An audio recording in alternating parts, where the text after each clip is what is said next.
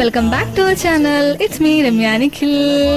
ഇന്ന് നമ്മളൊരു സ്പെഷ്യൽ ഐറ്റമാണ് കാണിക്കുന്നത് കേട്ടോ. ചെമ്മീൻ വട.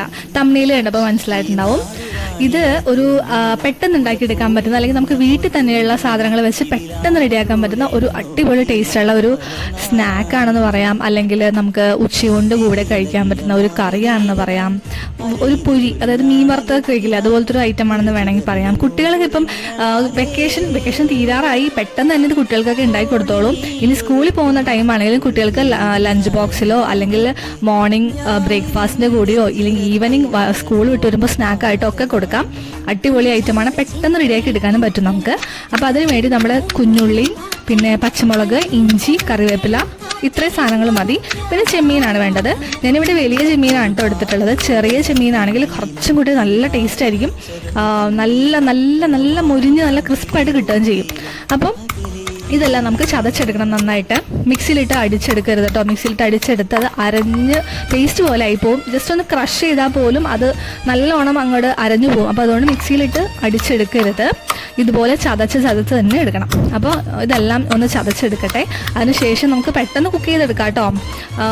ബാക്കി നമ്മുടെ പച്ചമുളകും ഇഞ്ചിയും ഉള്ളിയൊക്കെ ചതച്ച് മാറ്റി ഇനി അതിലേക്ക് നമുക്ക് നമ്മുടെ ചെമ്മീൻ, കഴുകി വൃത്തിയാക്കിയ ചെമ്മീനാണ്, അതും കൂടെ ഇട്ടിട്ട് നന്നായിട്ട് ചതച്ചെടുക്കുക. ഒരുപാട് അരഞ്ഞു പോകണ്ട. ഇതാ ഇത്രയേ ഉള്ളൂ. ഇനി നമുക്ക് കുക്ക് ചെയ്തെടുക്കാം. അപ്പോൾ ഈ ചെമ്മീൻ ഒന്ന് നന്നായിട്ട് ചതച്ചെടുക്കട്ടെ. ഒരുപാട് അരഞ്ഞു പോകാത്ത രീതിയിൽ വേണം കേട്ടോ ചതച്ചെടുക്കാനായിട്ട്. ചെറിയ ചെമ്മീനാണെങ്കിൽ ജസ്റ്റ് ഒന്ന് വെറുതെ തല്ലി പൊട്ടിച്ചാൽ മതിയാവും. ഇനി നമുക്ക് മിക്സ് ചെയ്യാം. നമ്മൾ ചതച്ച് വെച്ചിട്ടുള്ള ഉള്ളിയും ഇഞ്ചിയും പച്ചമുളകും കുറച്ച് കറിവേപ്പിലയും പിന്നെ നമ്മളിപ്പോൾ ചതച്ച് വെച്ചിട്ടുള്ള ആ ചെമ്മീനും ഇടുക. അതിലേക്ക് മഞ്ഞൾപ്പൊടിയും അതുപോലെ തന്നെ ക്രഷ്ഡ് ചില്ലിയാണ് ഇടുന്നത് കേട്ടോ. നിങ്ങൾക്ക് കുരുമുളക് പൊടി ഇടണം എന്നുണ്ടെങ്കിൽ കുരുമുളക് പൊടി ഇടാം, ക്രഷ്ഡ് കുരുമുളക് ഇടാം കേട്ടോ. വേറൊരു ടേസ്റ്റ് ആയിരിക്കും. പിന്നെ അത്യാവശ്യത്തിന് ഉപ്പും കുറച്ച് കോൺഫ്ലവർ ഇട്ടിട്ട് നന്നായിട്ട് മിക്സ് ചെയ്ത് കൊടുക്കുക. ഇത്രയേ ഉള്ളൂ. ഇനി നിങ്ങൾക്ക് കളർ വേണമെന്നുണ്ടെങ്കിൽ കുറച്ച് കാശ്മീരി ചില്ലി പൗഡറും കൂടെ ആഡ് ചെയ്ത് കൊടുത്താൽ അത്യാവശ്യം കളർ കിട്ടും. ഇത് നന്നായിട്ട് മിക്സ് ചെയ്ത് യോജിപ്പിക്കുക. ആ ചെമ്മീനിലേക്കൊക്കെ ആ ഇഞ്ചിയുടെയും പച്ചമുളകിൻ്റെയും ക്രഷ്ഡ് ചില്ലിയുടെയൊക്കെ നല്ല ഫ്ലേവർ കയറണം. നന്നായിട്ട് ചതഞ്ഞിരിക്കുന്നതുകൊണ്ട് തന്നെ നന്നായിട്ട് പെരണ്ട് കിട്ടും. നമുക്ക് ആ ഫ്ലേവറൊക്കെ ശരിക്കും പിടിക്കുകയും ചെയ്യും. ഇതൊന്ന് ഒരു 5 മിനിറ്റ് റെസ്റ്റ് ചെയ്യാൻ വെച്ചതിന് ശേഷം നമുക്ക് എണ്ണയിലിട്ട് വറുത്ത് കോരിയെടുക്കാം.